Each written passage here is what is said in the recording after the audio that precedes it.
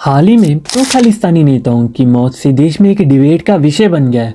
कुछ लोगों का कहना है कि national security adviser Ajit Singh ने इनकी मौत की साजिश रची है, जिसका मकसद विदेश में बैठे खालिस्तानियों को जड़ से ख़त्म करना है। लेकिन कुछ लोगों का मानना है कि ये हादसे खालिस्तानी मूवमेंट के आंतरिक विवादों की वजह से हुए हैं। इन सब थ्योरी से एक सवाल तो उठता है कि इंडियन इंटेलिजेंस एजेंसीज इसमें क्या भूमिका निभा रहे हैं और इसका मोटिव क्या हो सकता है। चलिए जानते हैं इस वीडियो में। मेरा नाम है बलराज और आप देख रहे हैं सही या गलत। सबसे पहली कैजुअलिटी 6 मई को देखने को मिलती है, जब खालिस्तानी कमांडो फोर्स के चीफ परमजीत सिंह पंजवार को लाहौर में गोली मारकर हत्या कर दी गई। माना जाता है कि Paramjit Singh Panjwar India's most wanted list में आते थे और इनके खिलाफ कई अपराधी मामले दर्ज थे, जैसे कि हत्या, अपहरण और 1999 के सेक्टर 34 के बम ब्लास्ट में भी इनका नाम जोड़ा जाता है। दूसरी कैजुअलिटी 15 जून को देखने को मिलती है, जब खालिस्तान लिबरेशन फोर्स के सदस्य अवतार सिंह खंडा की यूके के हॉस्पिटल में अचानक से मौत हो जाती है। रिपोर्ट के मुताबिक उनकी मौत की वजह टर्मिनल ब्लड कैंसर बताई जाती है, लेकिन खंडा के समर्थकों का कहना है कि उसकी हत्या जहर देकर की गई है। हाल ही में कनाडा में रहने वाले खालिस्तान टाइगर फोर्स के चीफ और सरी के गुरुद्वारे के प्रेसिडेंट हरदीप सिंह निज्जर की गुरुद्वारे के पार्किंग लॉट में गोली मार के हत्या कर दी गई। कुछ लोगों के अनुसार निज्जर सरी के गुरुद्वारों में जाकर खालिस्तान का प्रचार करता था और फंड्स इकट्ठा करता था, जो बाद में खालिस्तान को आर्थिक सहायता करने के लिए इस्तेमाल होते थे। हरदीप सिंह निज्जर जलंधर डिस्ट्रिक्ट से बिलोंग करते थे और साल 1997 में कनाडा शिफ्ट हो गए थे, जहां पर जाकर उन्होंने प्लम्बर की नौकरी की और आगे जाके कनाडा में शादी की। उन पर आरोप था कि निज्जर खालिस्तानी एक्टिविटीज़ और नेटवर्किंग में शामिल थे। उनके सदस्यों और को व्यापारिक मदद करना और ट्रेनिंग प्रदान करना निज्जर की जिम्मेदारी थी। इसके अलावा उनके खिलाफ टेररिज्म के जुर्म और हत्या की साजिश के आरोप थे, जो बाद में निज्जर ने कनेडियन मीडिया में आकर ओपनली डिनाई किए थे। इसी सब कारणों के चलते NIA ने निज्जर को मारने के लिए 10 लाख रुपए का नगद इनाम तक रखा हुआ था। इन सब हादसों की टाइमिंग बहुत अजीब लगती है, जिसकी वजह से पहला शक रॉ एजेंसी पर जाता है। कुछ रिपोर्ट्स के मुताबिक सिख फॉर जस्टिस के प्रवक्ता पन्नू भी कुछ दिनों से अंडरग्राउंड है।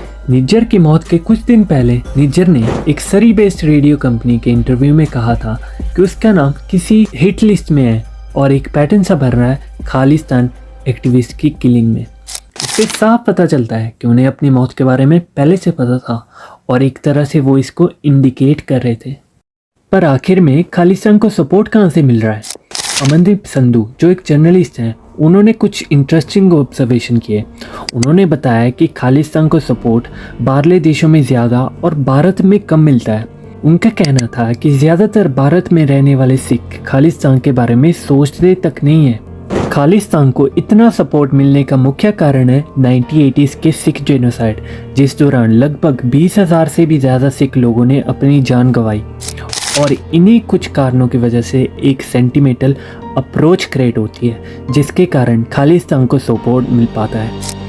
1980s में बहुत सारे इनोसेंट लोगों पर गलत आरोप लगाए गए और जेल में डाल दिया गया। इनमें से बहुत सी कैदियों की तो आज की डेट में सज़ा तक पूरी हो चुकी है, पर फिर भी ये बेगुनाह लोग जेल्स की दीवारों के पीछे हैं।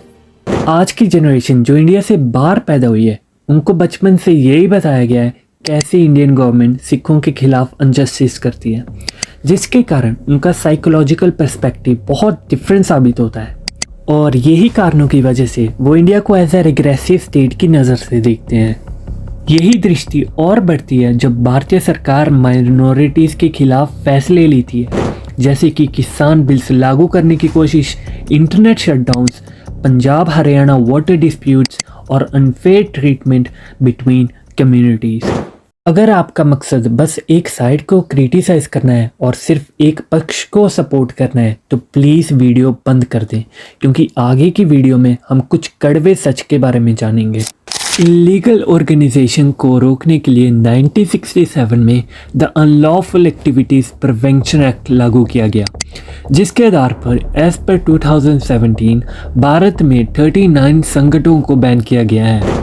आपको जानने में हैरानी होगी, इसमें से आरएसएस और बजरंग दल जैसी संगठनों का जिक्र तक नहीं है, बल्कि ये संगठन हजारों हत्या और बॉम्ब ब्लास्ट में शामिल है। आखिर में ऐसी खतरनाक संगठन के खिलाफ कोई कार्रवाई क्यों नहीं की जाती?